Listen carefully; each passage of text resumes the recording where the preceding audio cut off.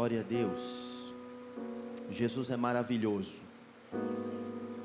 Que chuva, hein? Glória a Deus pela chuva.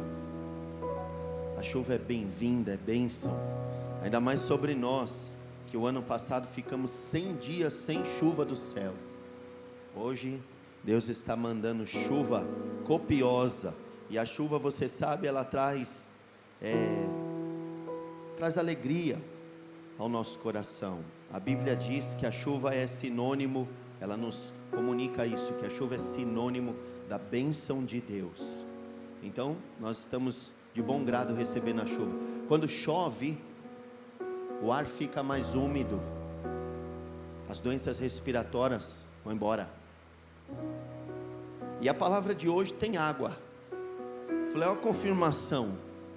Então quero que você junto comigo leia o Salmo 126. Já foi orado aqui. Eu quero só fazer uma consideração antes de nós lermos o primeiro versículo. O título é Consolo para os que choram. Cântico de romagem.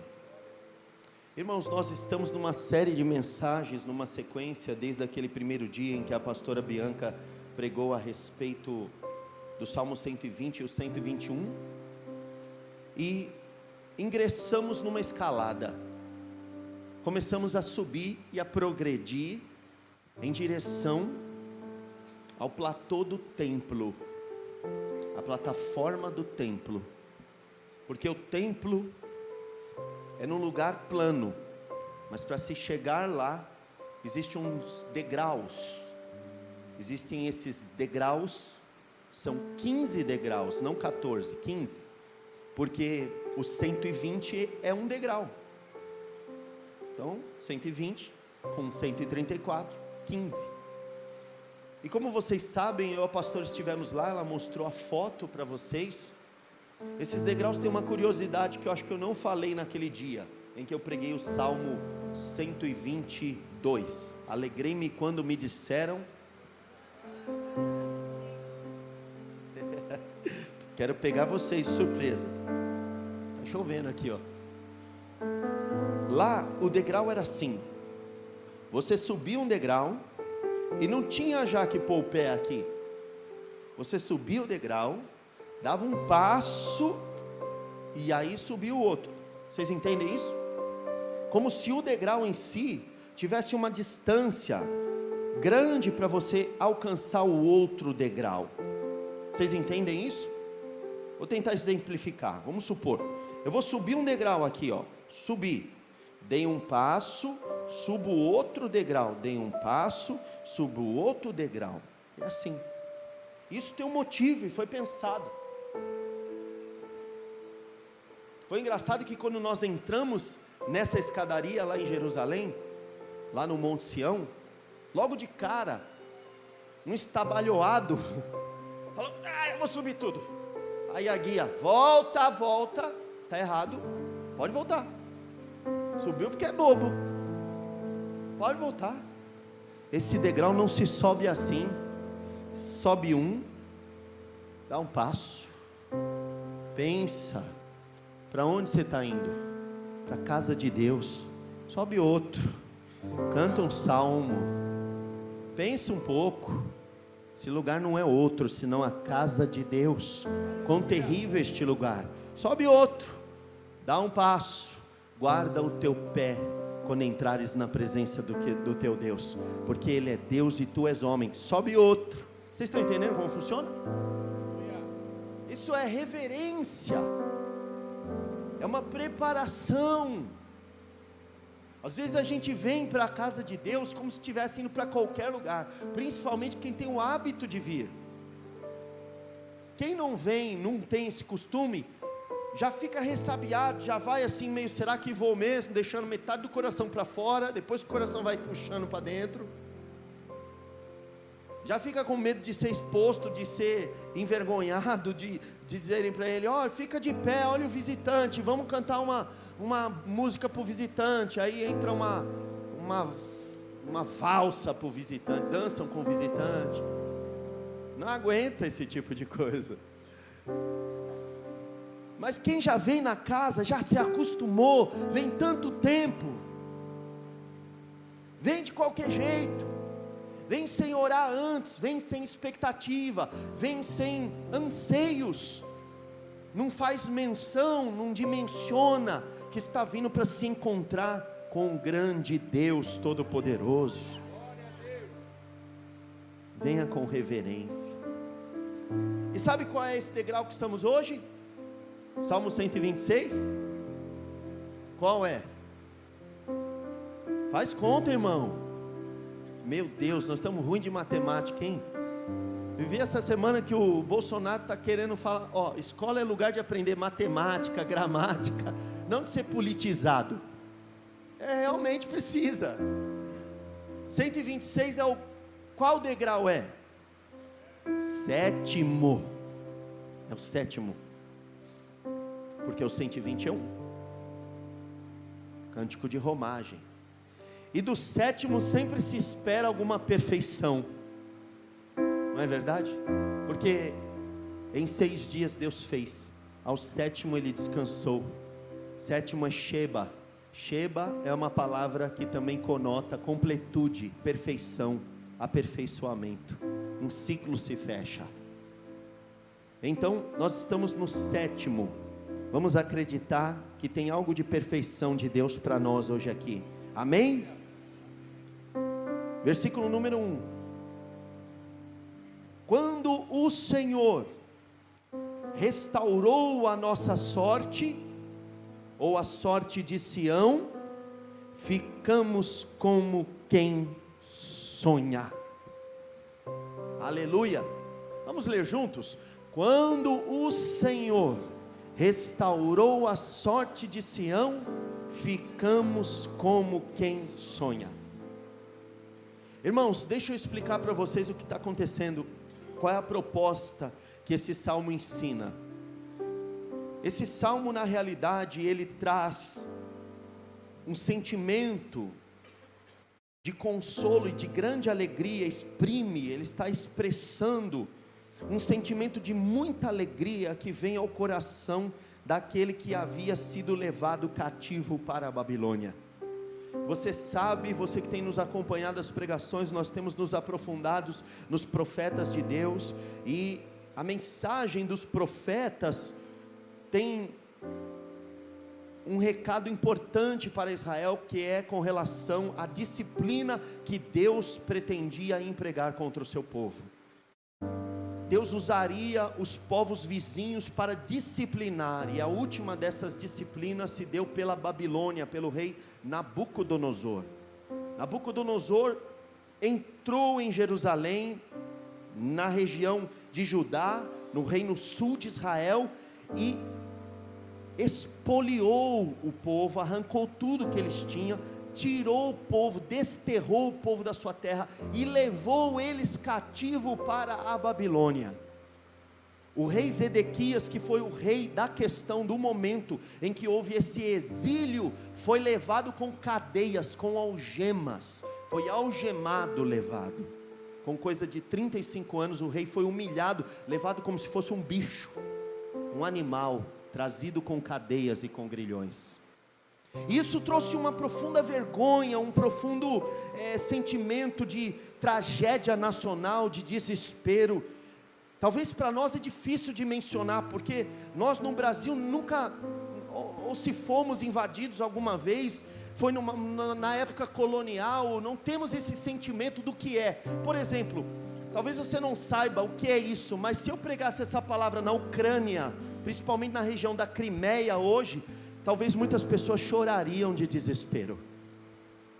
Porque recentemente, a coisa de alguns anos atrás, a Rússia anexou um pedaço do país Ucrânia ao seu território nacional, com força militar, e não teve quem pudesse dizer que ela não ia fazer isso por causa da posição militar que a Rússia ocupa no mundo. Tanto é verdade, depois disso ainda teve Olimpíada não, Copa do Mundo lá, está tudo certo. Fazer o quê? Porque a Rússia queria ter acesso ao mar, que ela não tinha, uma questão de geopolítica. Mas e quem mora lá? E quem amava a Ucrânia, que agora virou russo? Não deve ser fácil. E Nabucodonosor, quando ele fez isso, ele queria descaracterizar o povo. Ele queria que o povo judeu perdesse a identidade deles como judeus, como hebreu, como povo israelita. E não foi só isso que ele fez. Ele pegou povos de outros lugares e colocou aonde estava o povo judeu. Ou seja, tirou o povo que estava e colocou o povo lá. Imagine que você não conseguiu pagar a tua casa. Fica mais fácil se fizermos essa alusão. De repente você não conseguiu pagar a tua casa. E aí alguém vai lá e compra a tua casa no leilão. Outro dia você passa em frente àquela que foi tua casa, que você viveu grandes alegrias com a tua esposa, com o teu marido, com os teus filhos, e de repente você se depara com outra família dentro da tua casa. Você ia gostar disso? Ou um emprego que você desejou, almejou, até teve por um momento uma promessa de promoção. De repente, ao invés de ser teu, outro toma o teu lugar. Você passa em frente e vê outra pessoa ali. É mais ou menos esse o sentimento que o povo de Israel viveu naquele momento. Foi tirado do seu país e foi levado para outro lugar, ao passo que outro povo foi trazido para o seu país, para a sua terra, para habitar ali e quebrar completamente o vínculo e o laço. E esse cativeiro durou 70 anos. Durante 70 anos, o povo de Israel viveu em exílio na Babilônia. Agora pense comigo. Você acha que haveria possibilidade desse povo que saiu tão escorraçado, tão humilhado, e num plano tão diabólico engendrado pela cabeça de um imperador chamado Nabucodonosor, um dia regressar para esse lugar? A maneira como eles saíram de Israel, de Jerusalém, dava para eles a sensação de que aquilo era irreversível, de que era impossível que um dia eles viessem reaver a sua pátria. Porque foi tão bem orquestrado que Israel deixou de ser um povo, uma nação, porque para ser uma nação você precisa de terra.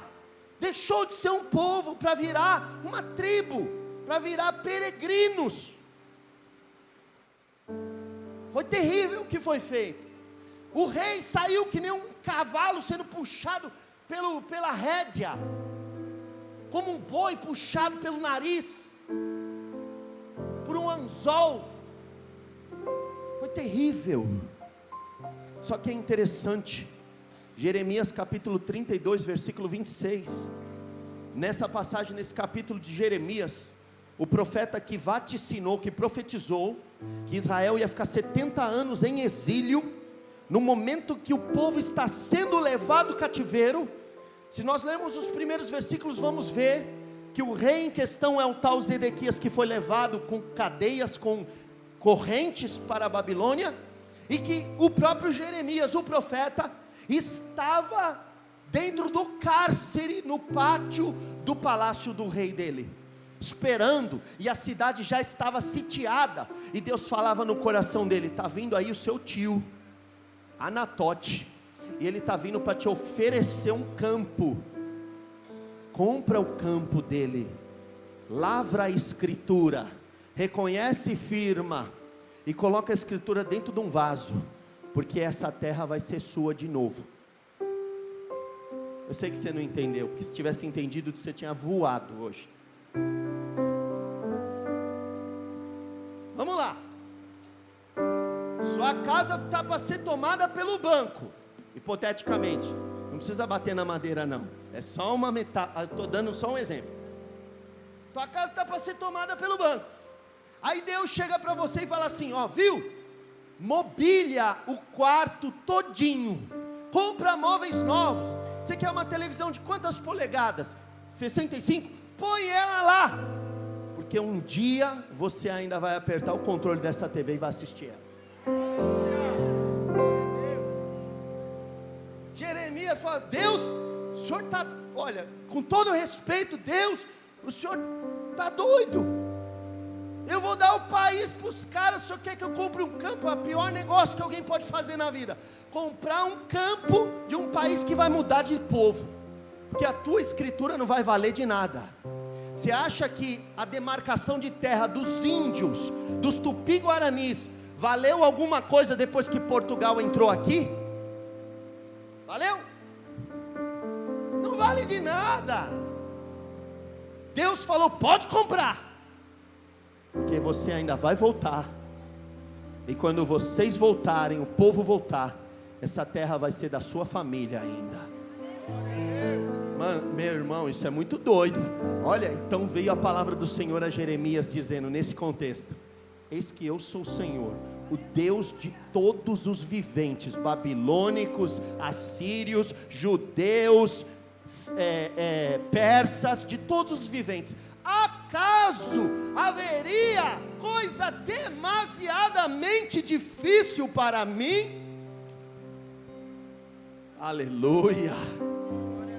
Eu gosto quando Deus provoca, sabe?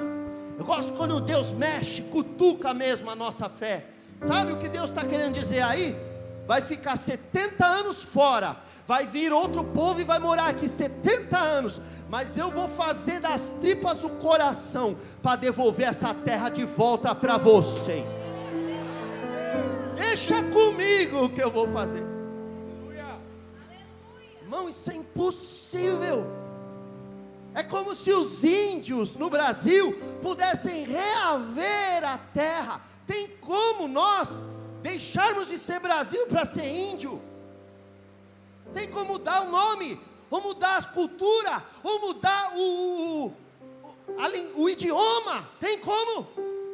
Tem como eu e você agora, nossos filhos serem alfabetizados no Tupi-Guarani? Tem como a civilização asteca voltar a reaver os Andes, os Maias, o México? É impossível, isso é o maior milagre que podia acontecer se isso acontecesse.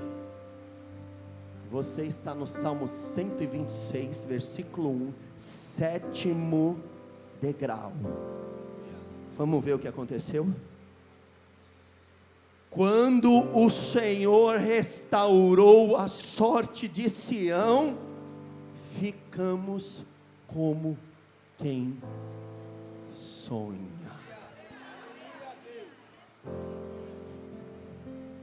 Aleluia, aleluia, aleluia. Sabe aquela alegria tão grande? Sabe aquela, olha, eu não sei quem já teve isso alguma vez na vida, mas tem uma experiência que eu vivi uma vez com Deus, que eu não sei se eu estava acordado, sonhando, ou se eu tive uma visão.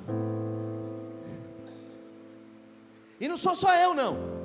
Atos capítulo 12, versículo 9, vai falar de um camarada que estava preso. O anjo foi visitar ele na cadeia, mandou ele ficar de pé e disse para ele, vamos embora.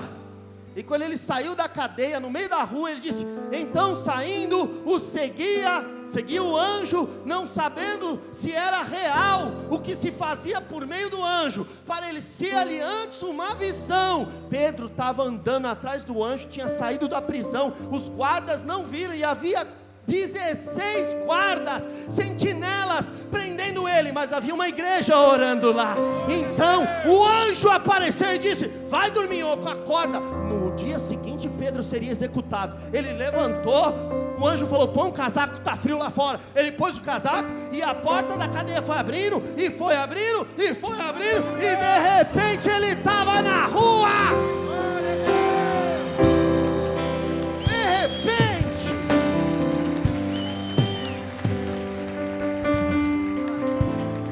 Passaram a primeira, a segunda, chegaram ao portão de ferro para a cidade, o qual se lhes abriu automaticamente. Foi a primeira porta automática da história. Aleluia. Logo se enveredaram pela rua e o anjo saiu fora e disse, se vira, agora você já conhece o caminho. Sabe, você fica meio assim, meio abobalhado.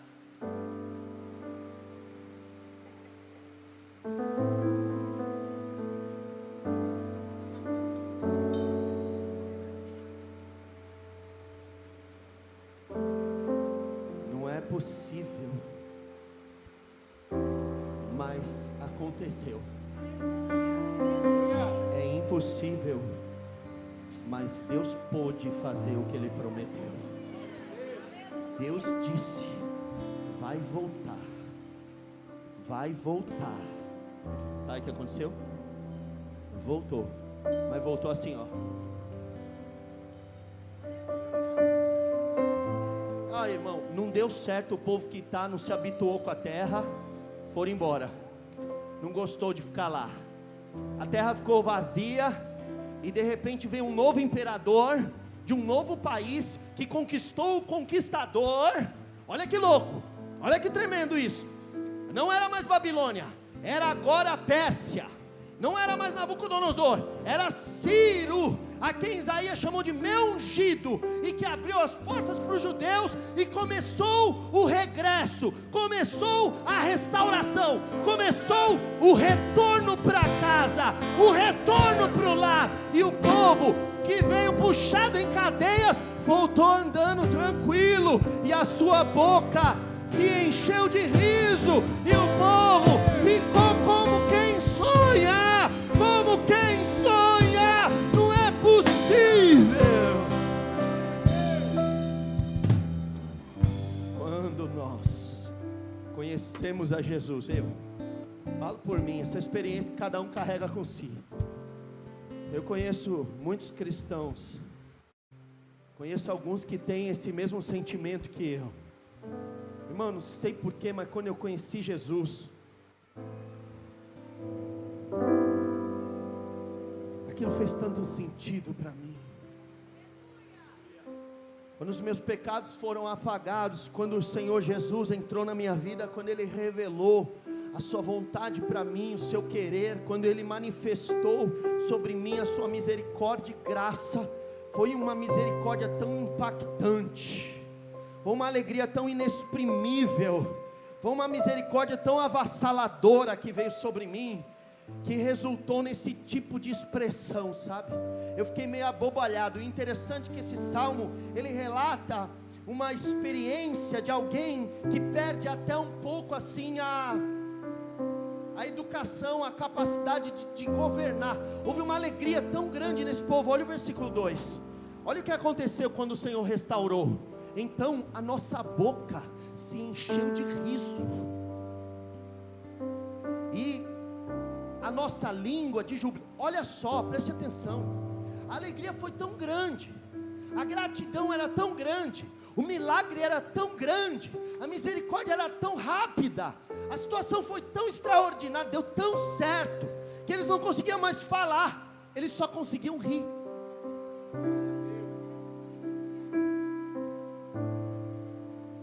Me lembra quando eu peguei minha filha nos braços, eu não sabia falar. Qual é o pai aqui que quando pegou o filho, a filha nos braços, não tinha palavra, você não podia chamar de bonitinho, não podia chamar de lindo, não podia chamar de nada, não podia falar com nada, você só ria, só ria.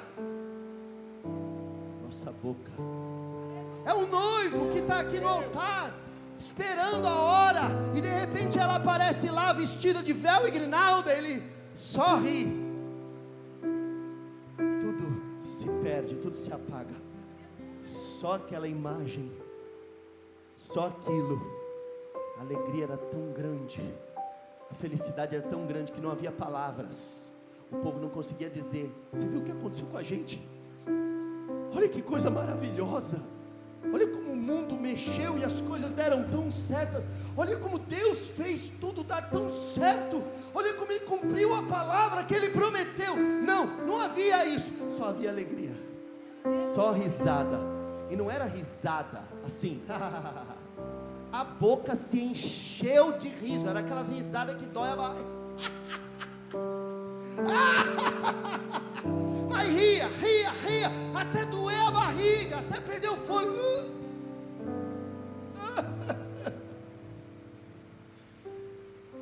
Feche os seus olhos. Imagine essa alegria. O apóstolo Pedro chama de alegria indizível. É aquela alegria que não cabe palavras. Porque enquanto couber palavras, você está pensando ainda. Quando você ri desse jeito, é quando não cabe mais palavras. Aleluia.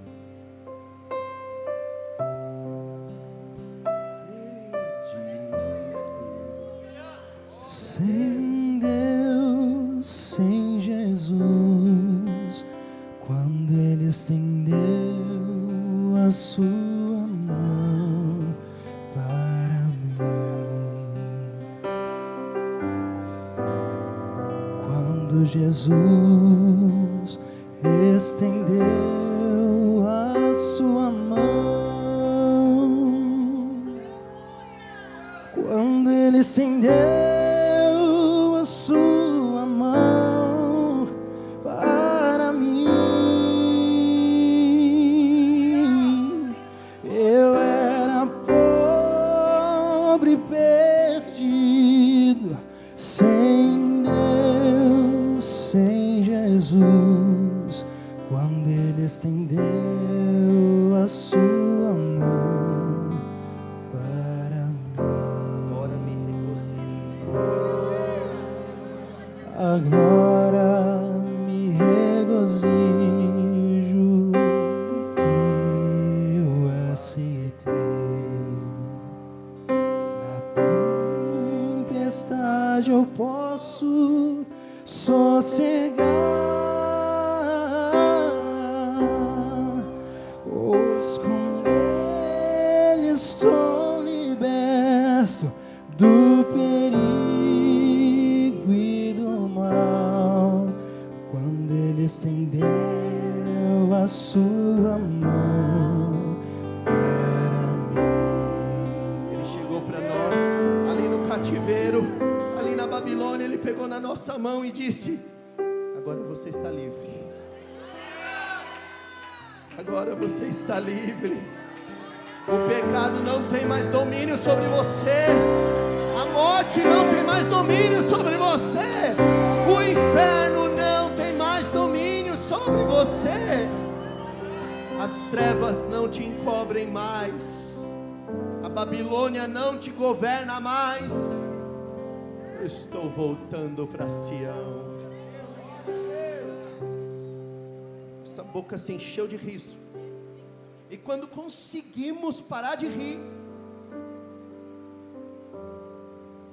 as únicas palavras que conseguíamos exprimir eram cânticos. A nossa língua de júbilo. Primeiro uma boca cheia de riso, uma alegria indescritível. Alguém passava e dizia: está bêbado. Está rindo desse jeito é porque está bêbado. Não sabe que era isso. Na realidade, era a alegria do Espírito Santo vindo sobre nós. Era Atos capítulo 2, versículo 4 se cumprindo na nossa vida. Línguas repartidas como que fogo. Os velhos estavam sonhando, os jovens profetizando. O Espírito pousou sobre eles. E eles estavam tomados de uma profunda alegria, de um profundo quebrantamento, de um profundo mover de Deus. E aí, em face da nossa exultação, quando nós nos lançamos a Jesus, conhecemos a sua obra salvadora, aconteceu uma coisa. Se dizia entre as nações: grandes coisas o Senhor tem feito por eles. Perceba que o Senhor não é o Deus de todas as nações. Perceba que Babilônia tem o seu Deus. Perceba que a Pérsia tem o seu Deus, que a Síria tem o seu Deus, cada um com o seu Deus, cada um com o seu Deus. Mas eles sabem que o nosso Deus é o Senhor. E se nós estamos tão felizes assim, quem mais além do Deus deles pode ter feito eles tão felizes como eles estão neste momento? Sabe o que dá testemunho para as nações, meus irmãos? Sabe o que vai fazer sua família se converter? Sabe o que vai fazer seus vizinhos se converterem? Sabe o que vai fazer eles reconhecerem? Duas coisas: você dizer o nome do seu Deus e você se alegrar na obra que Ele faz.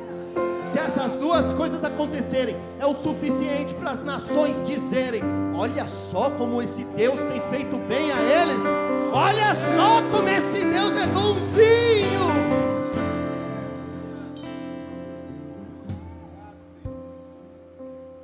Você foi lá na igreja de Fui, e aí como é? Vai Jesus para cá, Jesus para lá, Jesus, Jesus. Só falam em Jesus. O Deus eles sabem, o nome eles sabem. E aí, que mais? O povo é doido, é aleluia, é glória a Deus. Eles são felizes, e eles cantam, e dão risada, e gesticulam, e se expressam. É um culto vivo, não é uma homilia morta. É um culto vivo para aqueles que regressaram a Sião, para aqueles que voltaram do cativeiro.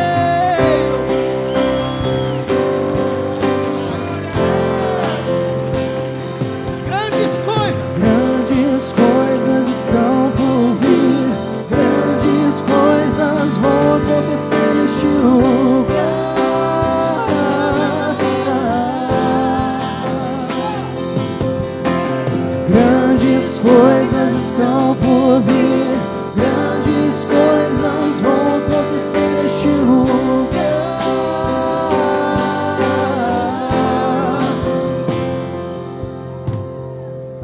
Uma alegria tão inexprimível, uma misericórdia tão avassaladora, que resulta em risos.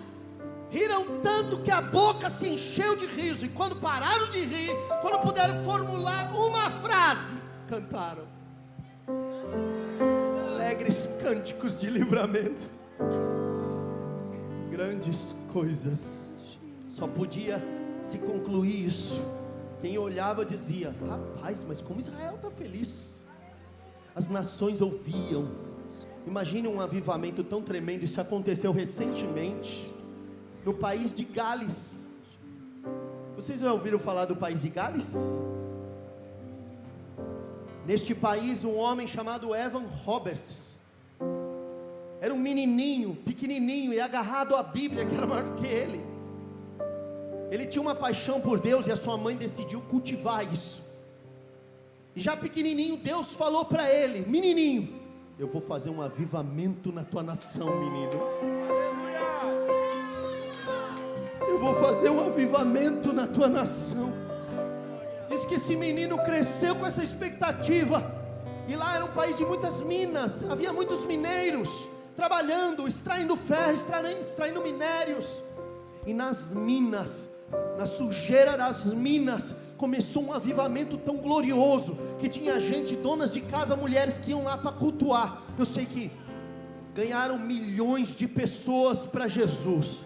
O país inteiro rendeu-se aos pés de Jesus. É um país fininho, uma tripinha, mas é de mina em mina, tem um vale, cada vale tem um povoado. Diz que era impossível, na época do grande avivamento do país de Gales, você cruzar o país inteiro sem ouvir cânticos, porque quando você subia no monte, havia um povoado ali adorando. Você chegava aqui, tinha culto, subia no outro, havia outro povoado ali, e aí subia no outro, havia outro, e havia culto sem parar. A luz da igreja não apagava mais.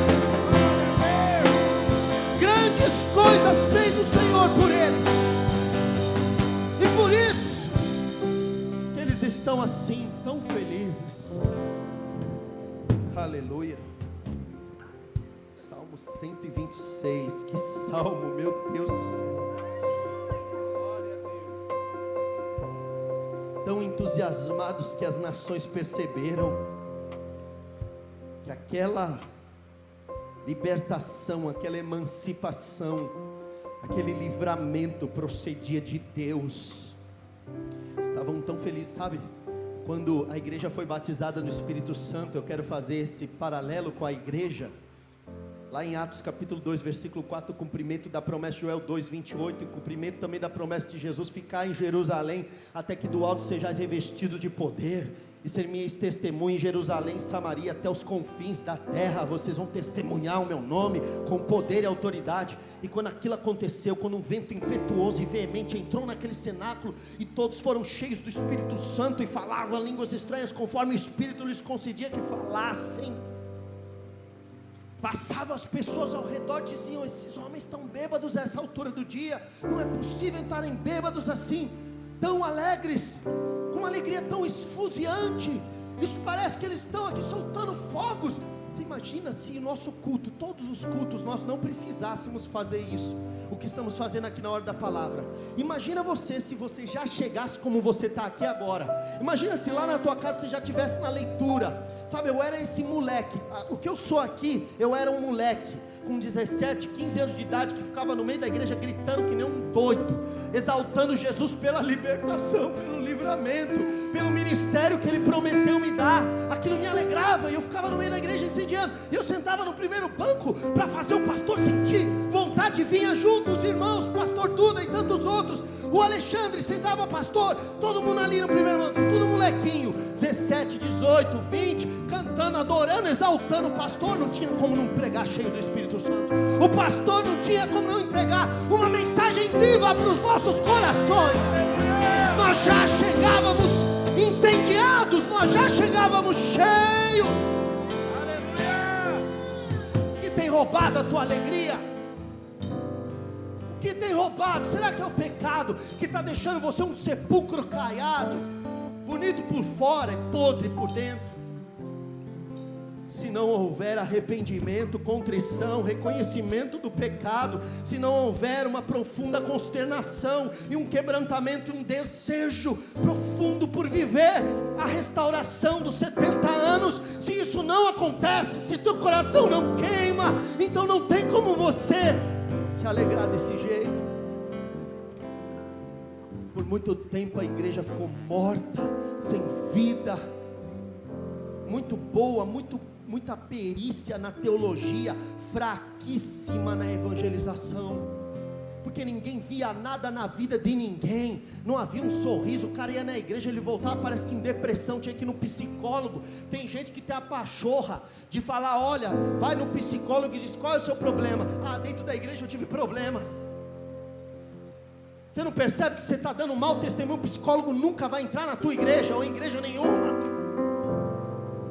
Resolva os conflitos e ame a Deus que te salvou e que derramou sangue carmesim naquela cruz. Isso nos basta, a graça nos basta. Tua graça me basta, teu poder se aperfeiçoa na minha fraqueza. Se reporte para o psicólogo dos psicólogos. Ele tem uma palavra que é como uma espada afiada que penetra ao ponto de partir alma e espírito, juntas em medula. Ele pode curar a tua alma.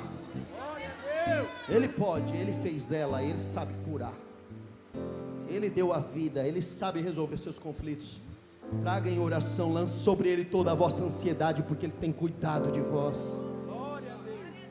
Aleluia. Era tão forte o que as nações viam, era mais ou menos o que Isaías 64 verso 4 vai nos dizer, que desde a antiguidade não se viu com um Deus como esse, desde a antiguidade não se ouviu, nem com os ouvidos se perceberam, nem com os olhos se viu Deus além de ti, que trabalha para aquele que nele espera. Nem olhos viram, disse Paulo com relação a esse texto, nem ouvidos ouviram e nem jamais subiu ao coração humano, são as coisas que Deus tem preparado para aqueles que esperam nele. Sabemos que todas as coisas cooperam juntamente para o bem daqueles que amam a Deus, são chamados segundo o seu propósito. Havia dentro desses homens uma certeza de que Deus estava por trabalhar, iria trabalhar. E olha o versículo 3, aqui é o povo falando. Antes foi as nações, agora é o próprio povo dizendo: é verdade, o adágio popular é verdade, o que caiu na boca do povo é verdade, de fato é verdade isso. Grandes coisas fez o Senhor por nós e por isso estamos alegres. Não podemos deixar de confirmar o nosso testemunho. alguém já se daria por satisfeito. As nações reconheceram, o meu pai veio, a minha mãe veio, minha esposa veio, meu filho veio, já batizou, está ótimo, chega. Não, continue testemunhando.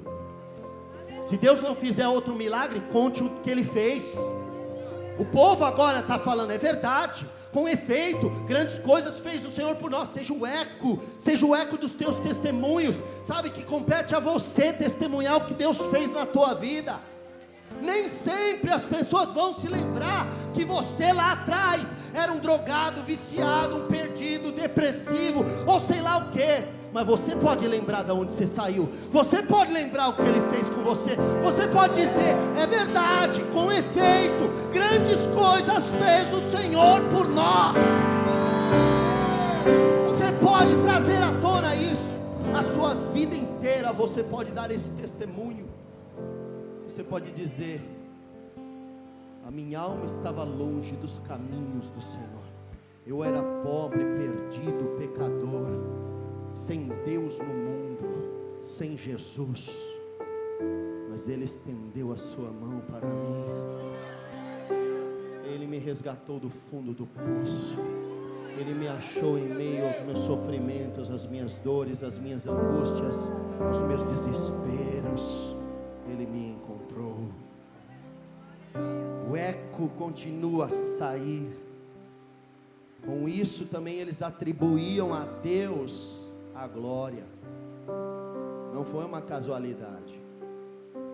Não foi a mudança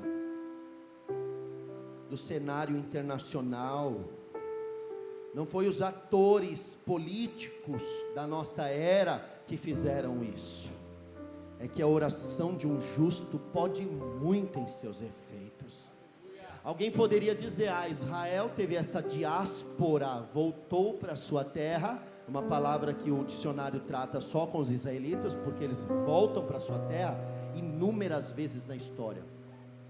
Irmãos, vocês sabem por que Israel é uma exceção de todos os povos da terra? Porque os astecas, os maias, os tupi-guaranis não conseguiram esse mesmo êxito.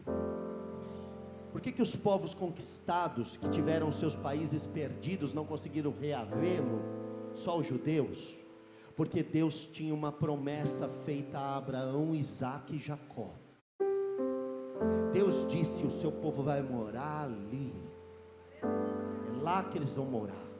Aquela terra sob juramento eu dei. Se tirarem Israel mais 100 vezes da Palestina, mais 100 vezes Deus toca eles lá de novo.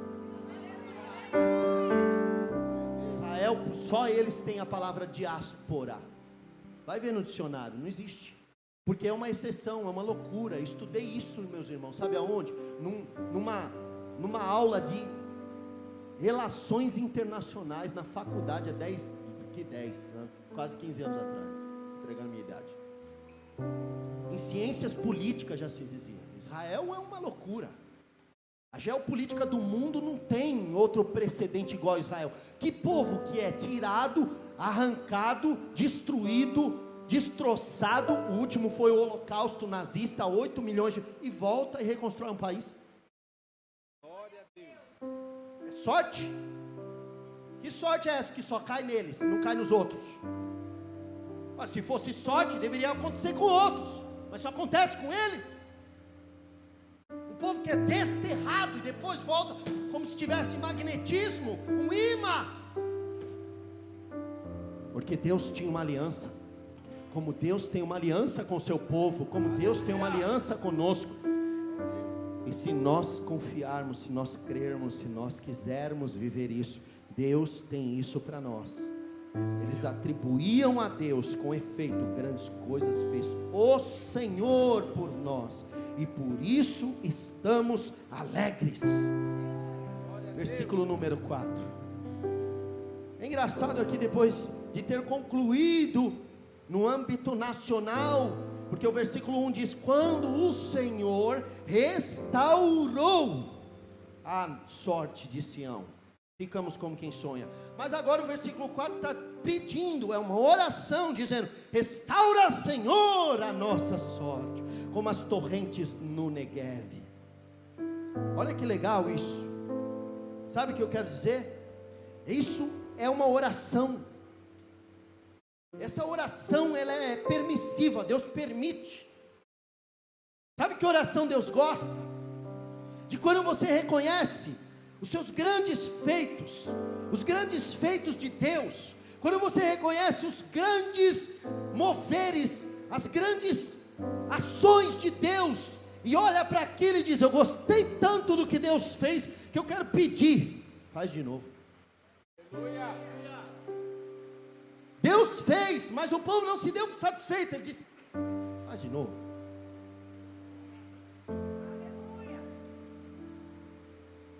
Mais uma vez. Sempre. Mais e mais. Faz de novo. Mais uma vez. Sempre. Mais e mais. Continua restaurando. É tão gostoso. É tão maravilhoso. E ó, nós fomos restaurados a Sião. Nós fomos integrados ao povo de Deus. Nós que não éramos povo, fomos feito povo de Deus. Nós fomos feitos sacerdócio real, nação santa, povo de exclusividade de Deus, raça eleita. Só que nós podemos pedir mais. Sabe por quê? Porque ainda está faltando uma coisa. Está faltando Ele voltar nas nuvens do céu com poder e grande glória. Ainda está faltando o alarido do anjo, e nós vamos subir no corpo glorificado e nos encontrar com Jesus. Então podemos orar como eles, nós que já somos restaurados, nós que já somos os restaurados, nós que já fomos reintegrados, nós que já recebemos as promessas, podemos ainda assim continuar orando: restaura, Senhor, a nossa sorte. Faz de novo. Vamos orar essa oração. Feche seus olhos, diga: faz de novo, Senhor. Faz tudo de novo, Senhor. Faz outra vez, Senhor. Sempre. Mais. Irmão, parece que você não está querendo. Vai, solta a voz e diz: mais. De novo. Mais. Mate mais uma vez. De novo. Faz de novo. O teu povo. O seu povo. De novo. Clama-te mais uma vez. De novo. Faz de novo. O seu povo. Clama-te mais uma vez. De novo. Faz de novo. O seu povo. Deus fez grandes coisas e grandes avivamentos. Na história recente, Deus levantou um homem chamado John Wesley. Quando John Wesley pregava, multidões vinham ver ele. A característica principal de John Wesley é que ele não encontrava espaço nos púlpitos das igrejas anglicanas, das igrejas que estavam tomadas por politicagem do episcopado com o Estado. Então John Wesley, com aquela chama que queimava dentro dele, fez do mundo a sua paróquia. Ele é o fundador do movimento metodista. A igreja metodista deve a John Wesley o seu nascedouro, o seu nascimento. Foi perguntado, ele disse: o mundo é minha paróquia. E foi perguntado: por que as multidões vêm te ver pregar em praças abertas e não vão para dentro dos templos? Ele dizia assim: eu me ponho em chamas e elas vêm me ver. Esse homem morreu, dormiu no Senhor, deixou um grande legado. Se eu não me engano, hoje a igreja metodista é uma das, ou a maior denominação evangélica dos Estados Unidos. Contabiliza no mundo alguma coisa em torno de 80 milhões de membros. Não é pouca coisa o que esse homem fez. Só que um dia, um menino numa excursão, que um dia, se Deus quiser, nós vamos fazer aqui, Caminhos dos Avivamentos. Esse menino, junto com o ônibus, para ali na casa de John Wesley, sobe as escadas e vai do lado da cama de Wesley e dobra os joelhinhos aonde o assoalho chega, dobrou de tantos tantas horas que John Wesley passava em oração, o assoalho do lado da cama tinha 2 buracos onde o joelho encaixava. O tal menininho está lá orando, clamando, pedindo a Deus, e lá embaixo o povo já está para ir embora. Então um ônibus lá, que é para 50 lugares, vamos dizer, tem 49, está faltando um. Quem é? É o Billy. Sobe lá para ver, ele deve estar lá. E quando acham Billy Graham, um homem que pregou para 2 bilhões de pessoas recentemente, ele está lá de joelho dobrado, clamando, dizendo: faz de novo, Senhor, faz de novo, faz o que fizeste na vida de Wesley, faz de novo, faz de novo. Deixa queimar, deixa queimar, deixa queimar, deixa queimar, deixa queimar, deixa queimar. Diga isso. Feche os olhos. Deixa queimar, deixa queimar, deixa queimar, deixa queimar, deixa queimar, deixa queimar. Aleluia, aleluia. Faz de novo, outra vez, sempre mais e mais. Faz de novo, outra vez, sempre mais e mais. Restaura, Senhor, a nossa sorte. Alguns dizem que eles oravam pedindo uma segunda restauração pelos que ainda não tinham voltado. Escute isso. Aleluia, aleluia. Eles oravam, continua restaurando. Sabe por quê? Porque ainda tem parente seu que não aceitou Jesus. Ainda tem uma cidade chamada Itu. Ainda tem muitos jovens perdidos nas drogas. Então a oração é essa. Continua, continua. O seu povo mate de novo, faz de novo. O seu povo mate. Ainda tem parente que não aceitou, né? Ainda tem jovens se mutilando, não é? Ainda tem adolescentes se perdendo na vida, não é? Então essa oração cai muito bem nos dias de hoje. Continua restaurando a sorte do teu povo. Faz de novo, como o Senhor fez no versículo 1. Faz agora, precisamos de um avivamento, diga comigo. Faz outra vez. Pelos que ainda não voltaram do exílio, do cativeiro, por aqueles que ainda ficaram lá, porque não tiveram a mesma chance, a mesma oportunidade, a mesma sorte. Restaura, Senhor, a nossa sorte, por um reavivamento, pelo arrebatamento da igreja. Ele não veio uma vez, numa manjedoura, se vestiu de carne, o verbo vivo, vem de novo, mas dessa vez vem com poder e grande glória sobre as nuvens dos céus.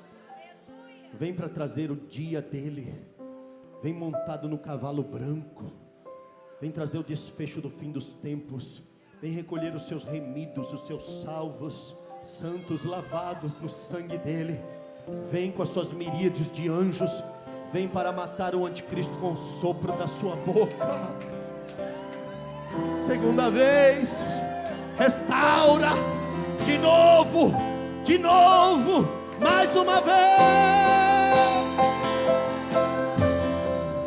Vem, Senhor. Maranata. O Espírito e a noiva dizem. O Espírito e a noiva dizem. E todo aquele que crê, diga: vem.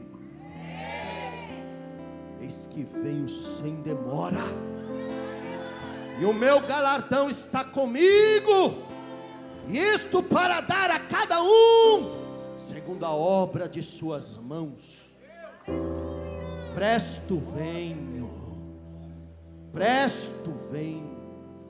Isto diz a fiel testemunha, o primogênito dentre os mortos, o que era, o que é e o que há de vir, o Todo-Poderoso. Eis que venho sem demora.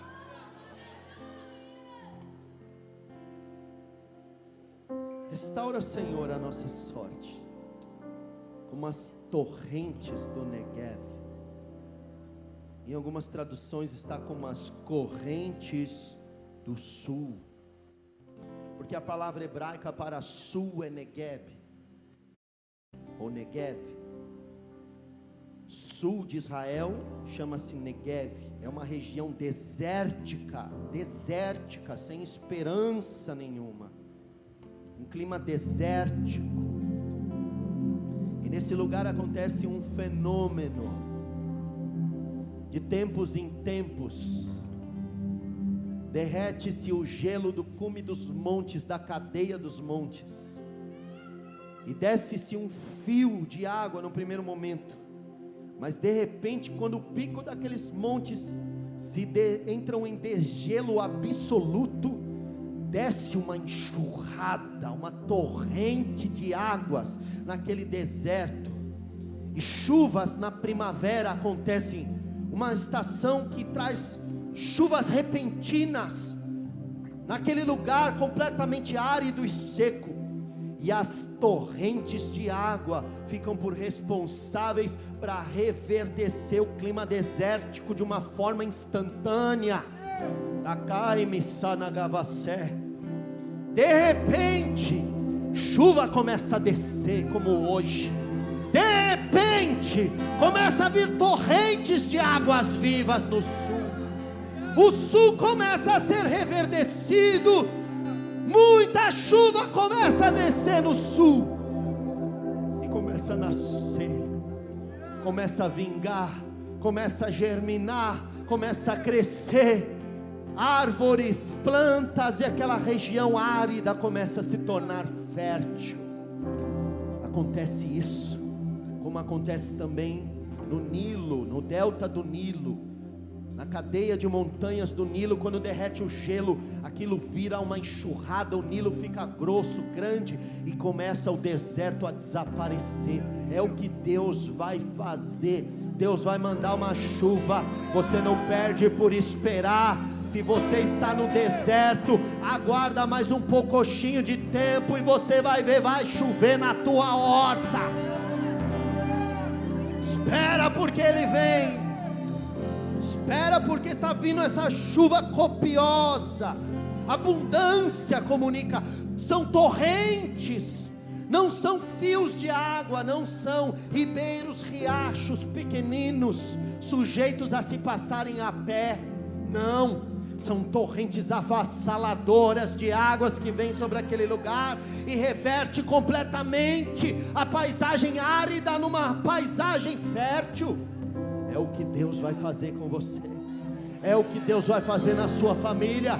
Neste 7º degrau, Deus está dizendo: você não perde por esperar. A tua vida pode mudar hoje. Águas vivas podem vir. Versículo 5: os que com lágrimas semeiam, com júbilo ceifarão. Aleluia, aleluia, aleluia, aleluia. Benditas lágrimas, bendita angústia a que somos submetidos. Essa leve e momentânea tribulação produz em nós um peso eterno de glória muito excelente. Ou como diz Romanos 8:18, as aflições deste tempo presente não são para se comparar com a glória que em nós há de ser revelada. Bendita a hora do choro, porque bem-aventurados são os que choram, porque eles serão consolados. Assim Deus falava também pelo Paulo acerca da igreja de Corinto: bendito é Deus que consola o coração abatido em meio às lutas, e que a tristeza segundo Deus opera arrependimento que a ninguém traz pesar.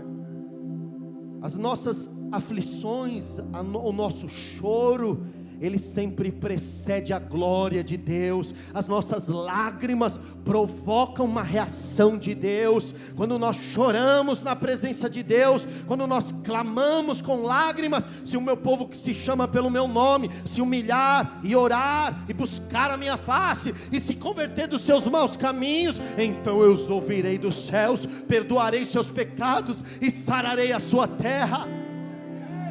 Deus tem essa promessa para nós, meus irmãos. Bendito o cativeiro que tivemos há pouco. Sabe por quê? Se não houvesse cativeiro, Ele não poderia vir levar cativo o cativeiro. Ele só pode levar cativo o cativeiro se houver um cativeiro. Ele só pode enxugar dos nossos olhos toda lágrima se houver uma lágrima.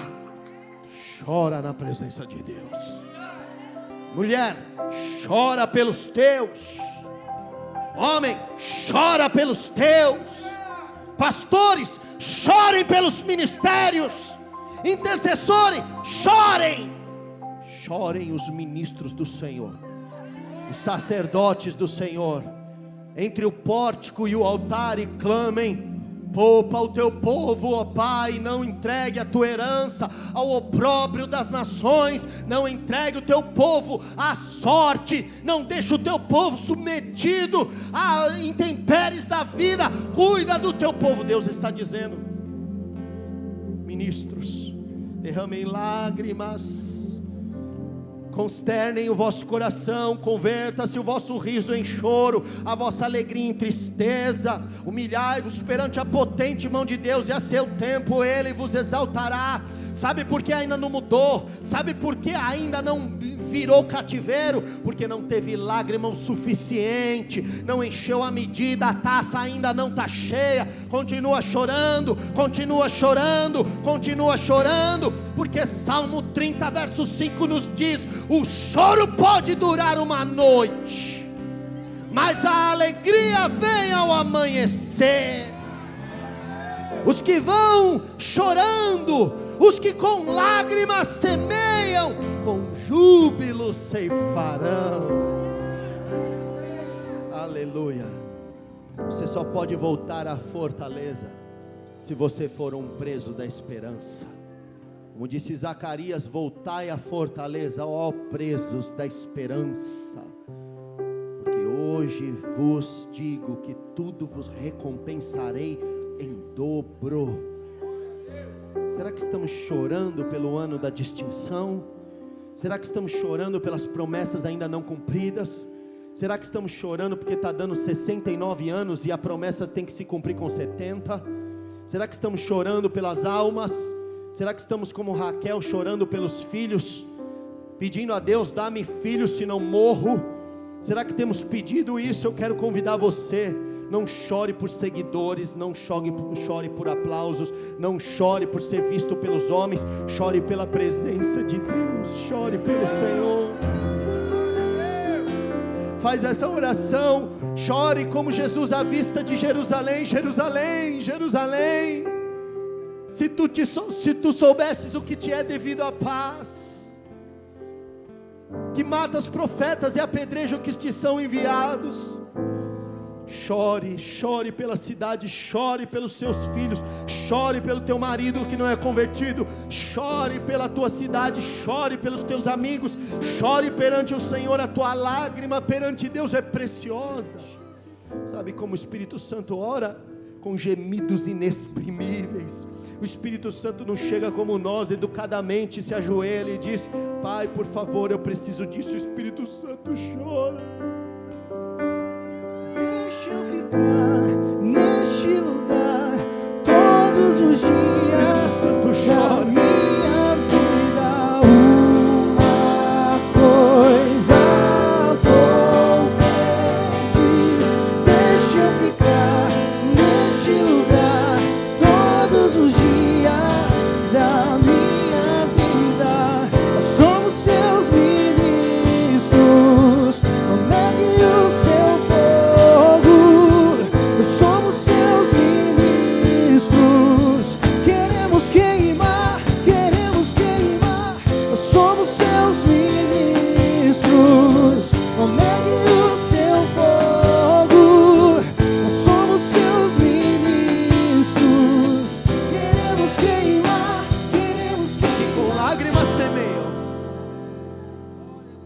júbilo ceifarão.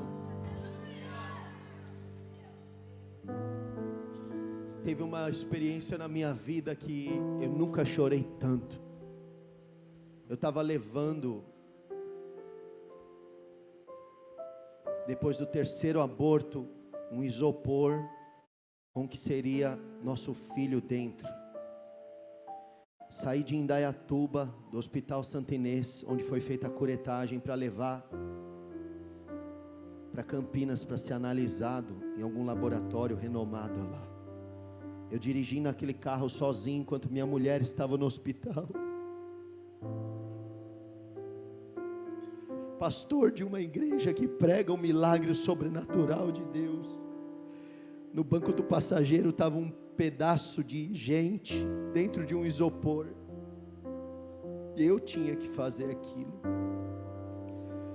Hoje, quando eu olho a minha filha, qualquer palavra que ela fala me agrada.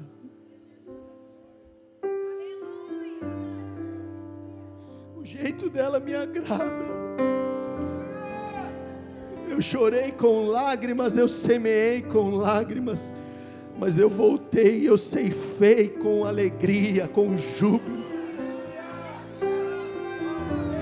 Se não fosse os abortos, eu não seria tão feliz com essa pequenina. Que as suas lágrimas te levem a um lugar de tanta alegria, de tanta felicidade, que você possa se lembrar do que o Senhor fez por você. Bem-aventurados são os que choram, bem-aventurados são os que choram, eles serão consolados. Bem-aventurados os que têm fome e sede de justiça, porque eles serão fartos. Aleluia!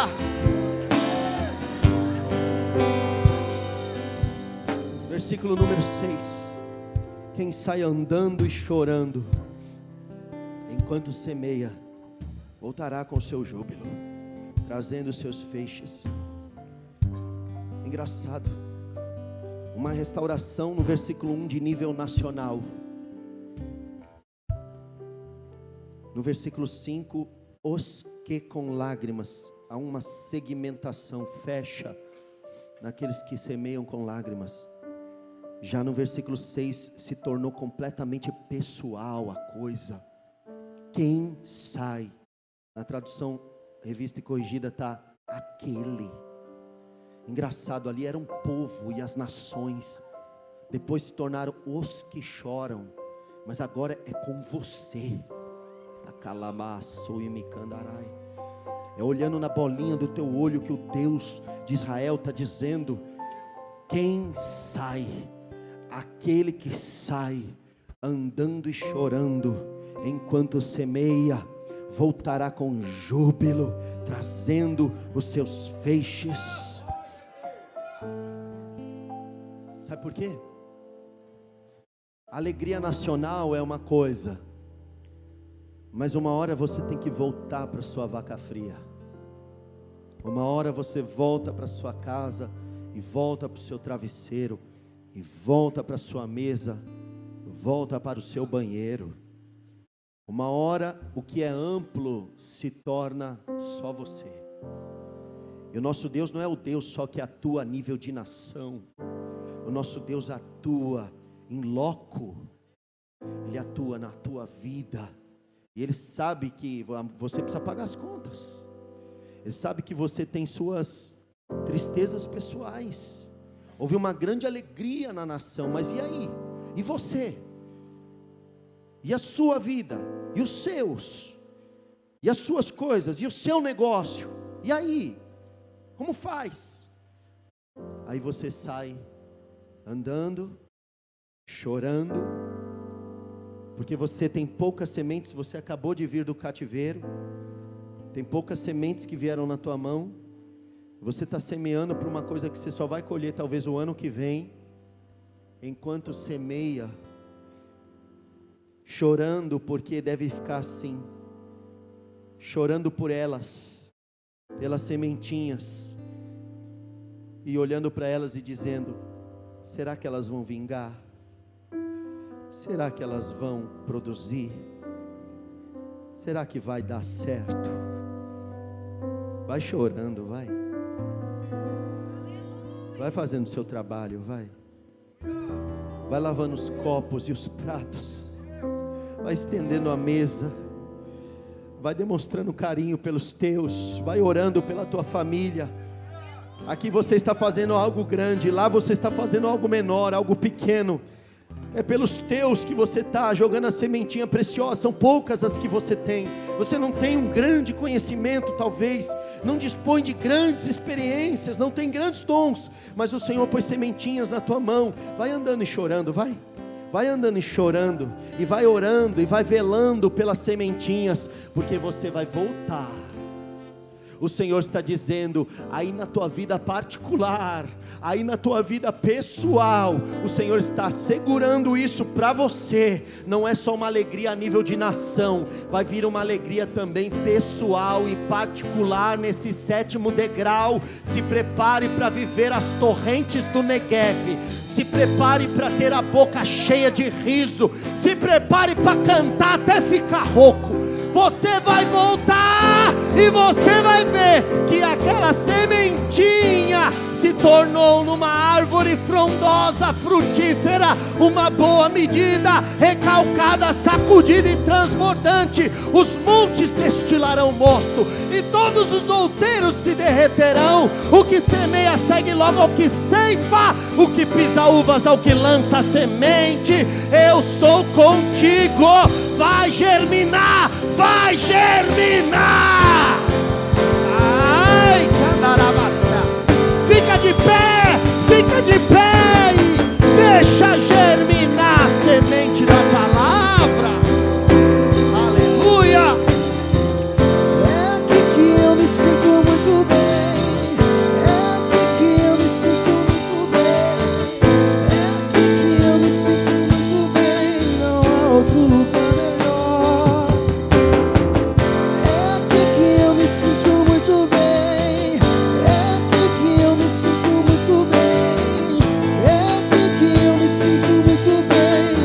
Outro lugar melhor.